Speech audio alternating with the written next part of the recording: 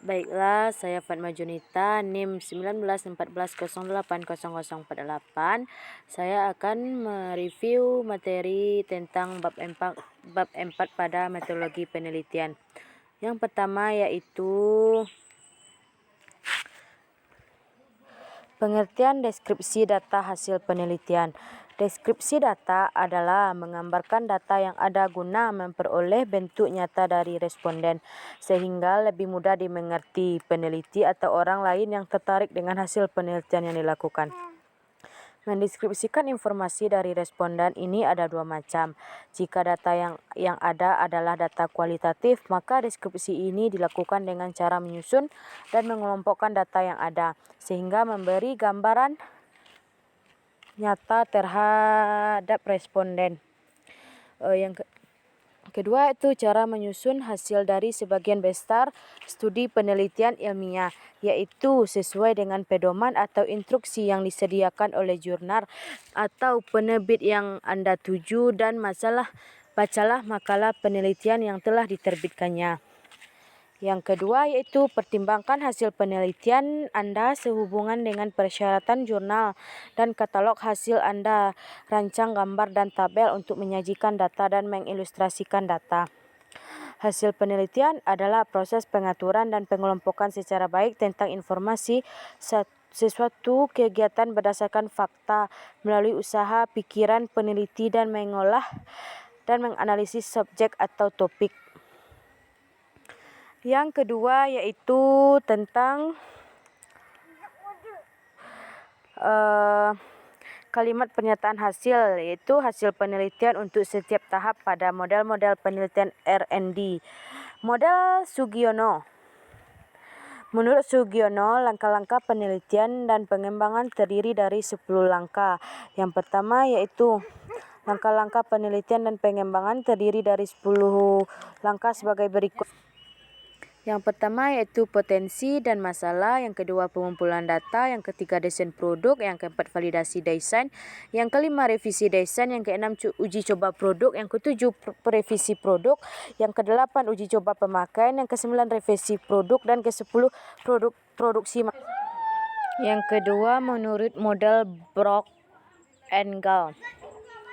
Menurut Brock and Gall, penelitian RD dalam pendidikan meliputi 10 langkah. Yang pertama yaitu research and information collection, yang kedua planning, yang ketiga develop preliminary form, yang keempat preliminary, yang kelima main product revision, yang keenam main field testing, yang ketujuh operational product revision, yang kedelapan operational field testing, yang kesembilan final product revision, dan yang ke-10 dissemination and implementasi.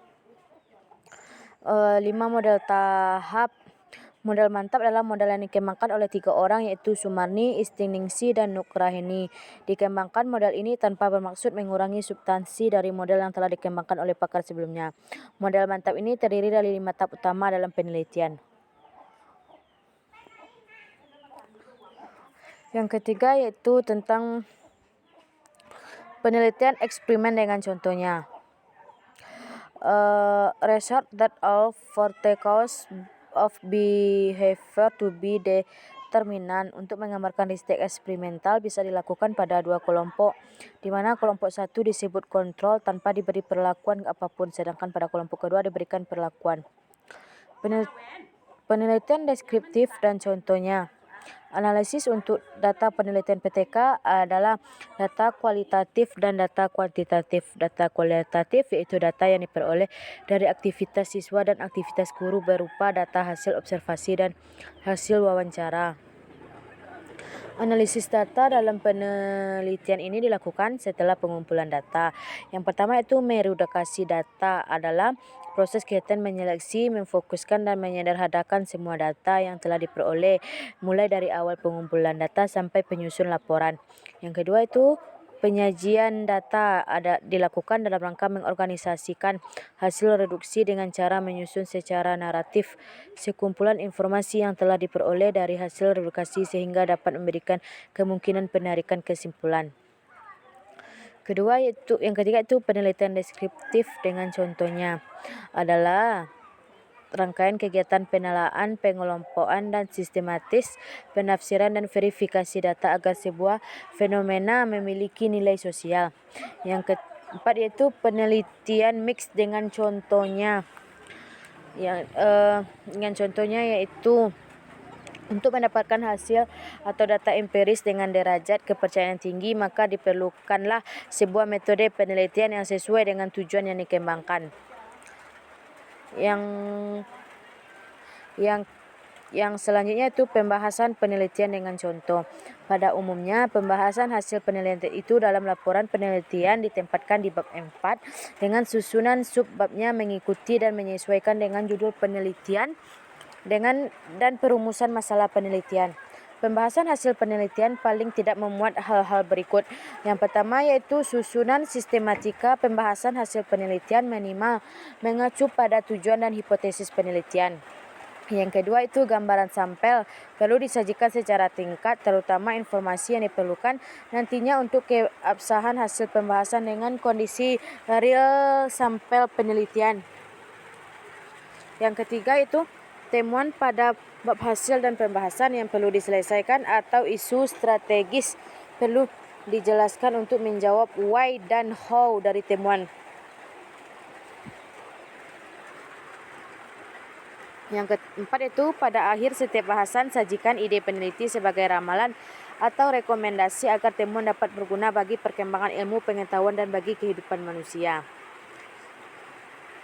Contoh pembahasan penelitian pada berbagai penelitian. Yang pertama itu penelitian eksperimen dengan judul pengukuran koefisien redaman magnetik pada magnetik neodymium yang bergerak di dalam pipa aluminium dan kuningan dengan metode analisis.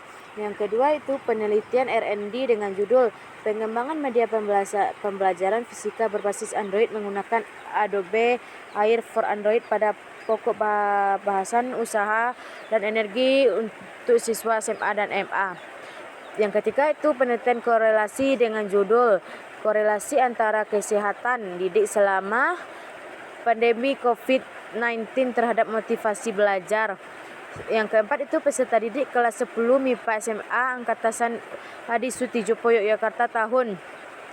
Penelitian deskriptif kuantitatif dengan judul pengaruh gadget bagi siswa dalam pembelajaran daring pada masa pandemi COVID-19 di Sekolah Dasar Negeri 174 _9 Rantau Harapan. Yang terakhir yaitu keterbatasan penelitian. Penelitian ini telah diusahakan dan dilaksanakan sesuai prosedur ilmiah. Namun demikian masih memiliki keterbatasan, yakni yang pertama itu faktor pertama yang mempengaruhi penelitian ini adalah sumber yang sangat sulit didapatkan, dan faktor kedua yang mempengaruhi penelitian ini adalah kurangnya teori untuk melengkapi bagian isi dan penelitian. Hanya sekian review materi tentang bab 4. Wassalamualaikum warahmatullahi wabarakatuh.